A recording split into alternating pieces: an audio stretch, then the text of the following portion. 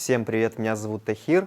Хотел рассказать о своей позиции. Недавно мэр Собянин заявил о том, что всем желательно находиться дома, всем рекомендуется находиться дома, следить за гигиеной. Я в целом поддерживаю эту политику и стараюсь как можно меньше, как можно реже выходить на улицу. В принципе, я сейчас стараюсь работать сам дистанционно и по мере необходимости только выходить на улицу. Сейчас, работая в штабе Татар, я планирую делать контент дистанционно, буду рассказывать о культуре, о том, что творится в организации, и думаю, что это сейчас будет как раз уместно.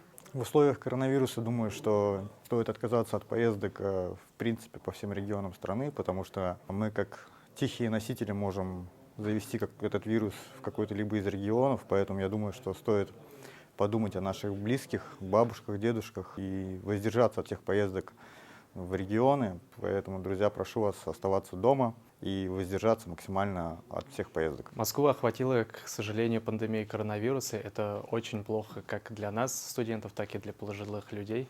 Мы активно поддерживаем политику, которую проводит правительство во главе с мэром Москвы Собяниным. Моем руки часто, держим дистанцию от людей, стараемся избегать столпотворений в центре города, а вообще по возможности избегаем поездок в метро и на общественном транспорте. Много уже было предпринято, например, студентов выселяют из общежитий по родным краям. В штабе Татар мы сегодня собрались, чтобы обсудить профилактические меры по борьбе с коронавирусом. В ближайшее время в штабе не будет никаких мероприятий, мы будем смотреть онлайн-фильмы о деятельности штаба Татар. Поэтому всем советуем активно бороться с коронавирусом, прислушиваться к рекомендации от правительства и беречь себя.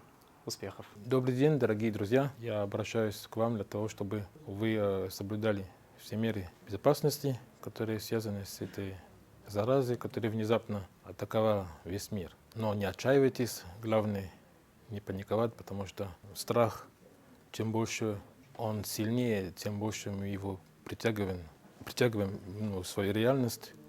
Поэтому главное оптимизм, спокойствие, осторожность. Старайтесь не посещать место массового скопления людей.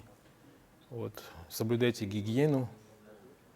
И главное, молитесь, то есть духовно, потому что как это все, что остается, пока нам были такие времена, когда была чума, испанка, все равно как-то люди выжили, поэтому мы здесь, поэтому мы именно из этой задачи, которая не является проблемой, мы тоже как-то решим каждый по отдельности, ибо океан соткан из много капель, мы каждый являемся капелькой этого океана, поэтому как каждый по отдельности, хотя бы соблюдая какие-то меры безопасности, мы как-то решим эту проблему. Также я и со своими собратьями, мы как-то тоже молимся для того, чтобы это быстрее решилось. И думаю, что уже какие-то ответы положительные мы уже получаем. Так что всем здоровья вам, успехов и любви вам.